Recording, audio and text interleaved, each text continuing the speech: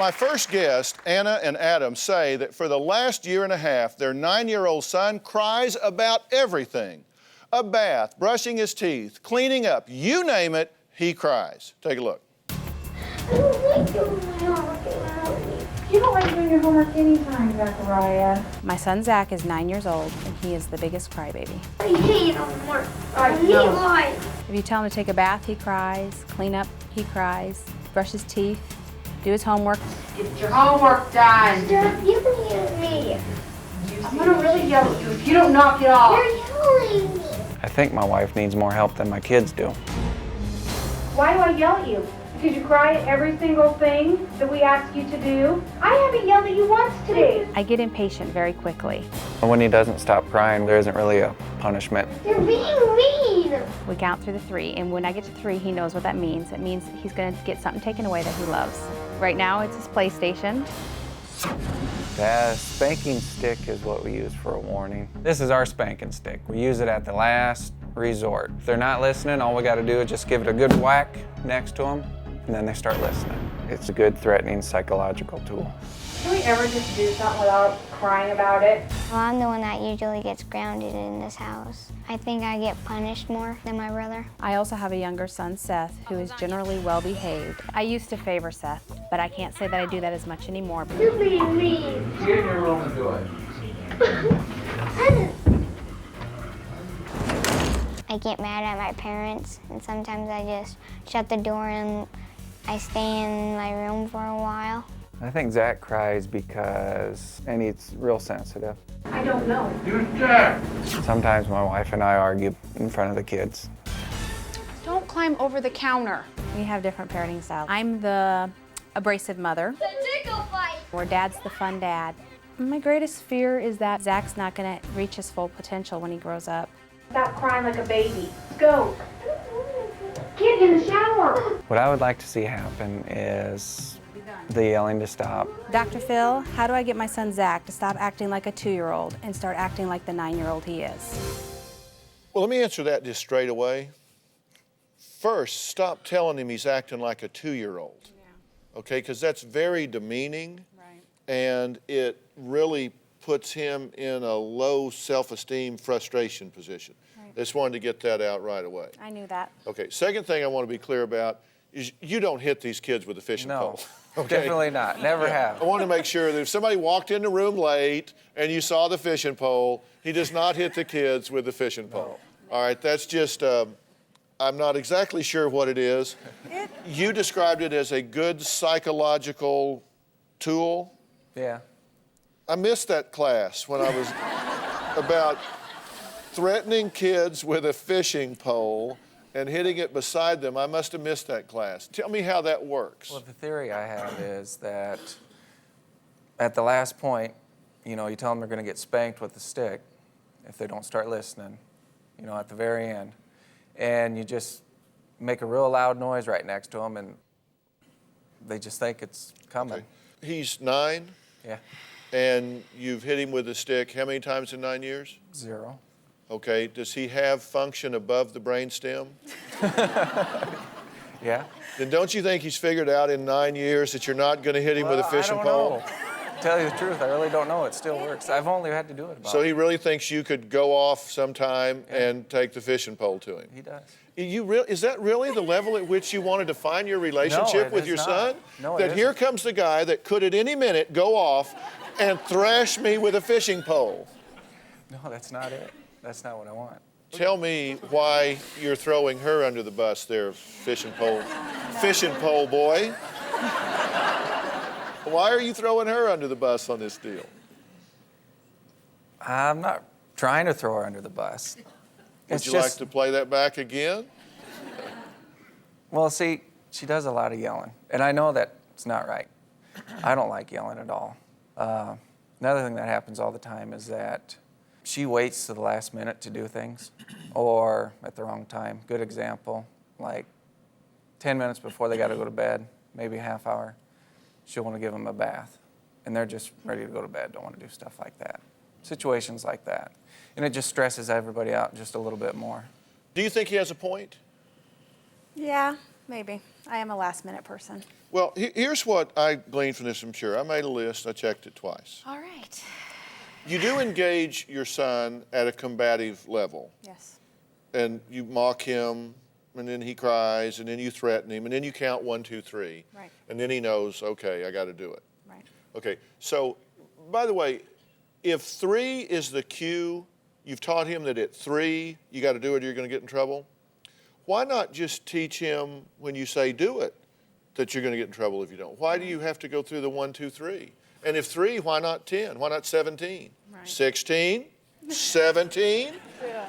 I mean, isn't it kind of counterproductive to put in all of these, okay, I'm only kidding this time, but when I get to 2, it's getting serious. When I get to 3, it's getting really, why not just teach him to do what he's supposed to do when you do it? But here's what I know for sure. You do engage him that way. You do demean him. The two of you argue in front of him about who's right and who's wrong about parenting. Mm-hmm. You do show frustration. Very quickly, yes. You do yell and scream. Yes. Unlike a 2-year-old. Yeah, you're right. I do. I mean, don't 2-year-olds yell? I mean, this is like a parent tantrum, right? Right. It is. Okay, and so you see that mirrored and reflected in him. Mm-hmm. So you two are arguing in front of him, and he's going, I got them. I mean, they don't know which is right. So now they're arguing with each other, and I'm still watching TV. Yeah. I mean, he's a very bright young man. Yes. This kid is not sort of bright. He's very perceptive. He really picks up on this stuff. Oh, yeah. And you have also said that you tend to favor the younger child. Yeah, I do. I did. I used to. I'm trying to change. And his temper tantrums have been getting worse and worse now. He's got lots of modeling, doesn't he? Yes, he does. He's got modeling from his brother. He's got modeling from you. Right. He sees you guys arguing. Mm-hmm. Now, my next guest, Nikki, says her 9-year-old stepdaughter, Brittany, is defiant, disrespectful, and completely obnoxious. Nikki says her biological mother is to blame for Brittany's bad behavior. I hate my stepdaughter, Brittany. She's 9 years old. If you ask her to do something and she doesn't want to do it, she'll turn real ugly. She is nasty, defiant, and rude. Stepmom is nice, but mean. Brittany's behavior changed when she realized that Nikki and I were getting married. I've been married to Bruce for 2 months now. Brittany does not want to be a part of our family. The last time she spent the night at our house, she had such a fit. We finally had to take her back to her mother's house. I cannot sleep at my dad's. I don't feel safe. It's scary because I sleep out on the couch and then you see like shadows. I often wonder whether things are being planted in Brittany's head by her mother. I'm the middleman. I have her telling me she doesn't want to go. I have him telling me he doesn't want her unless she shapes up. Her mother must be saying something that's affecting her decision to come over. I would think Brittany's mom is talking negatively about me. My husband and I are on the same page with our parenting, but his ex-wife isn't. At our mom's house, there are no rules. There are rules in our house. Homework has to be done before television's watched. At her mom's house, you name it, she can do it. Nikki is very structured. She has her ways. Dinner's at a certain time. The phone doesn't ring during dinner. I have a tendency to call while they're eating. Her mother gave her the ultimatum of, do you want to go to your father's house or do you want to stay here with us? Brittany decided to stay with her mother.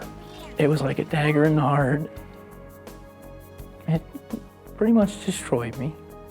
It makes our marriage real difficult when Brittany constantly wants to be with her mom. It's like she's not even giving our family a chance. I want to love her and make her part of our family, but she is such a brat. Dr. Phil, can you help me? Can I help you? I certainly plan to, because it's shocking to me to hear an adult talking about a child, biological child, stepchild, neighbor child, whatever, and say, I hate this child. I mean, that to me, I'm sorry, that's not okay. And I know it's not okay, and I feel really bad about not liking her. I want to love her. I want her to be part of our family. I just find it real difficult when she acts the way she does. Okay, but it's not about being difficult, it's about being responsible. I mean, you're the adult in this situation. And here's what we know for sure. Did Brittany pick you? No. Did she pick for you to marry her? Did she pick for you two, Cindy and Bruce, to get a divorce? No. Did she choose for you to turn her life upside down, wrong side out, and start running her from A to B to A to B to A to B? No. She didn't choose any of that, did she? I find Brittany being very disrespectful when I try to discipline her. She yells at us and makes us feel bad. We were making gingerbread houses and having, a nice bonding time together, and then she's telling her sister that she hates me. Cindy, what do you think's going on here? I'm not sure. I know I'm not going to force my daughter to go somewhere where she's not comfortable, because it just comes back to me. Bruce will call and say, we've had it, I'm bringing her home. If she's not going to go for all, then it's nothing. And the 2 evenings out of the week when she is with him, he's at his mother's house. It's not at Nikki's house. Brittany has had no time to actually get the bond with Nikki. Why do you think this child is behaving in this way? I think basically at our house we have structure. We have consistency with behavior and discipline. Meaning if you do unacceptable behavior, you're going to sit in timeout. I think at Cindy's house, I think there's just a lot of inconsistency. What do you think you're doing to contribute to the problem?